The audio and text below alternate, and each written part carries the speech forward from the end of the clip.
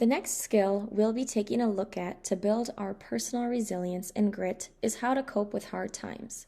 We all know that life can be challenging and stressful at times, and the stress we face varies from minor issues to major events or problems. It's important to learn a variety of strategies for coping during these difficult times, because some things may work for some stressors and other coping skills help with other issues or different severities of hard times. Having a variety of ways and ideas on how to cope with stress, uncertainty, and hard times helps make us better prepared to manage when those times occur, increasing our resilience. By this point in your life, you're aware of stress and what it feels like to be stressed out. A little bit of stress is normal and can actually be advantageous as it helps us get things done. But what happens when your stress levels get higher and higher over longer periods of time? This is called chronic stress, and chronic stress is not good for anyone. Various studies have shown the toll that stress can take on your mind and body when it stays high for a long time, that is, over many days and months. It can lead to an array of negative outcomes such as headaches and stomach pain, disrupted sleep, which is then also linked to poor academics and even developing depression. Chronic stress also leads to high blood pressure and decreased concentration levels. Again, not good for students who are trying to study and learn and get good grades. All of these negative effects of stress can lead to a weakened immune system and an exhausted brain, which makes it harder to get through each day. This video goes into more depth on the negative effects that chronic stress can have, specifically on your brain. It's not meant to scare you and definitely not stress you out more, but to make you aware of the serious outcomes stress can lead to. Then we'll talk about what steps you can take every day in order to decrease stress that may be present in your life.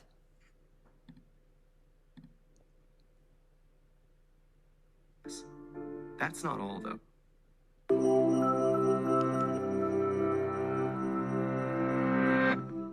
Are you sleeping restlessly, feeling irritable or moody, forgetting little things, and feeling overwhelmed and isolated? Don't worry, we've all been there. You're probably just stressed out. Stress isn't always a bad thing. It can be handy for a burst of extra energy and focus, like when you're playing a competitive sport or have to speak in public. But when it's continuous, the kind most of us face day in and day out, it actually begins to change your brain. Chronic stress, like being overworked or having arguments at home, can affect brain size, its structure, and how it functions, right down to the level of your genes. Stress begins with something called the hypothalamus-pituitary-adrenal axis, a series of interactions between endocrine glands in the brain and on the kidney, which controls your body's reaction to stress. When your brain detects a stressful situation, your HPA axis is instantly activated and releases a hormone called cortisol, which primes your body for instant action. But high levels of cortisol over long periods of time wreak havoc on your brain. For example, chronic stress increases the activity level and number of neural connections in the amygdala, your brain's fear center. And as levels of cortisol rise, electric signals in your hippocampus, the part of the brain associated with learning, memories, and stress control, deteriorate.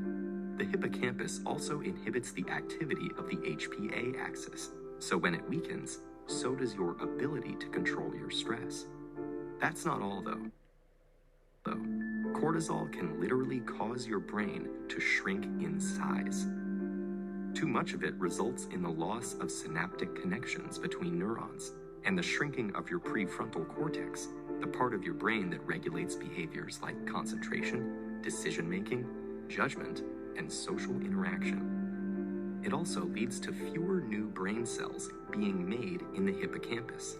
This means chronic stress might make it harder for you to learn and remember things, and also set the stage for more serious mental problems like depression and eventually Alzheimer's disease. The effects of stress may filter right down to your brain's DNA. An experiment showed that the amount of nurturing a mother rat provides its newborn baby plays a part in determining how that baby responds to stress later in life. The pups of nurturing moms turned out less sensitive to stress, because their brains developed more cortisol receptors, which stick to cortisol and dampen the stress response. The pups of negligent moms had the opposite outcome, and so became more sensitive to stress throughout life. These are considered epigenetic changes, meaning that they affect which genes are expressed without directly changing the genetic code. And these changes can be reversed if the moms are swapped. But there's a surprising result. The epigenetic changes caused by one single mother rat were passed down to many generations of rats after her. In other words, the results of these actions were inheritable. It's not all bad news, though. There are many ways to reverse what cortisol does to your stressed brain. The most powerful weapons are exercise and meditation, which involves breathing deeply and being aware and focused on your surroundings.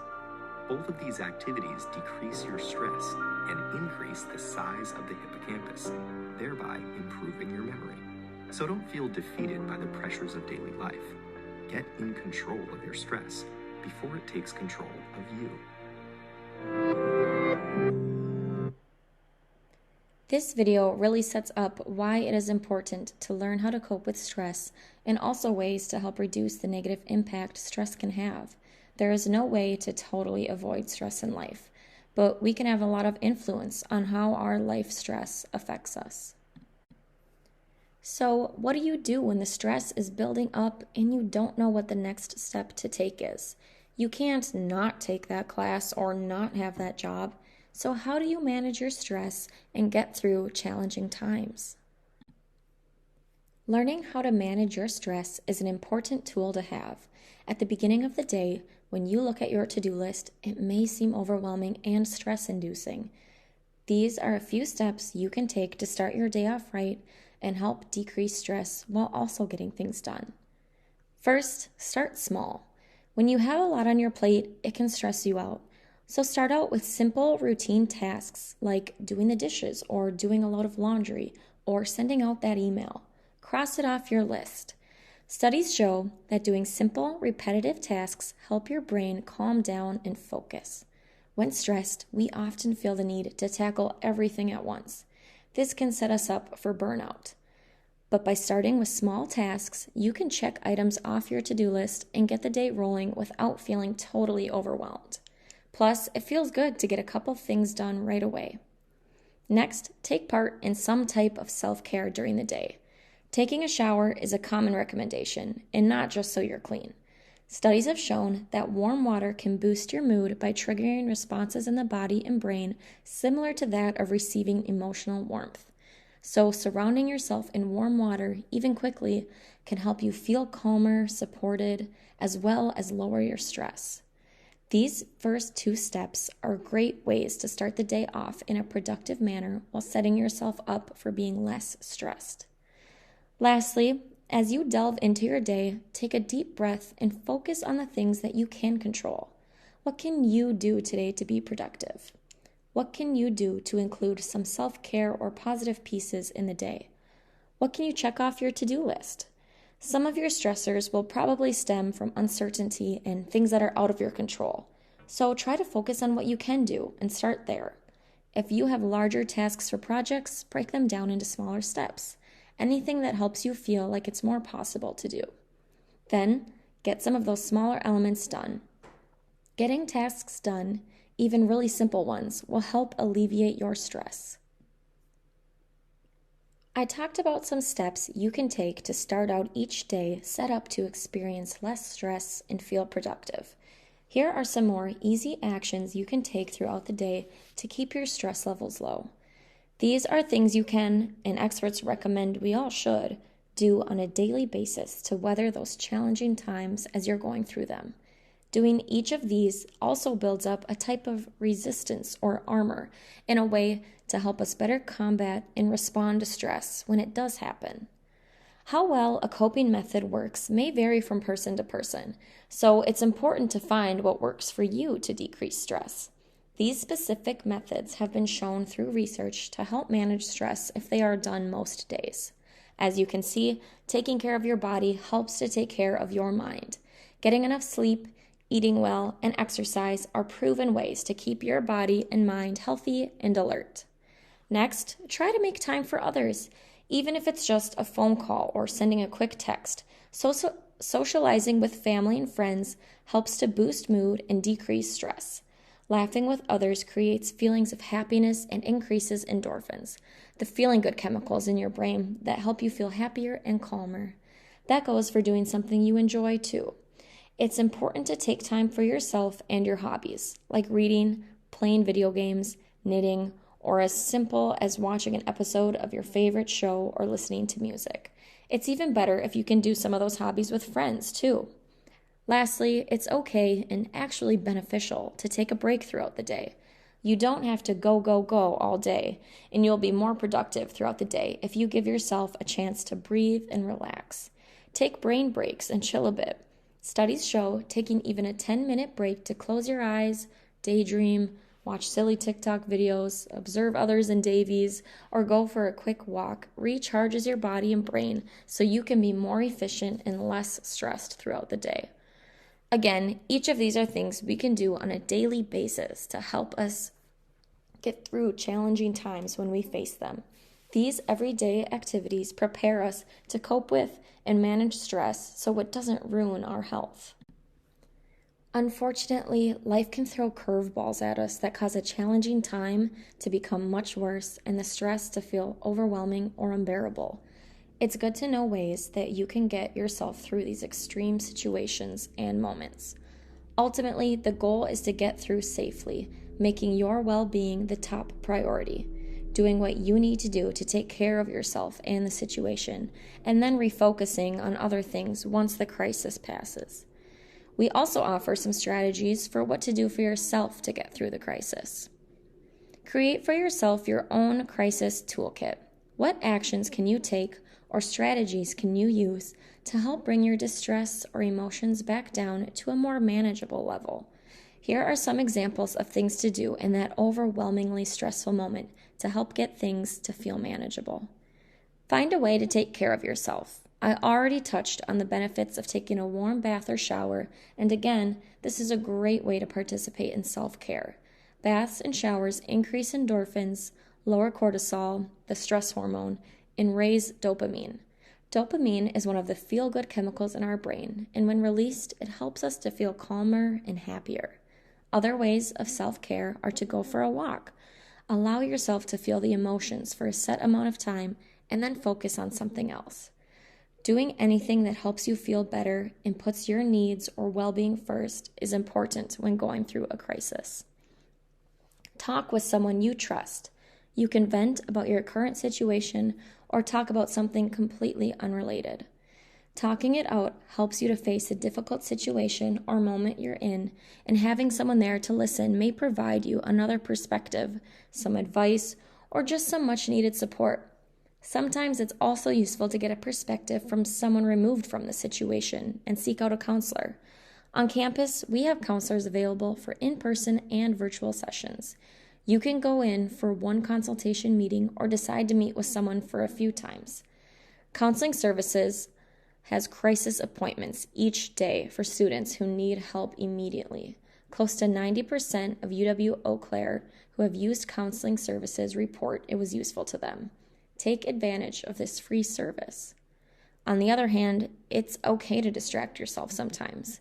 Distracting yourself from the crisis or the events that overwhelm you or stress you out gives your body and your mind a break, which can help it calm down and even problem solve better.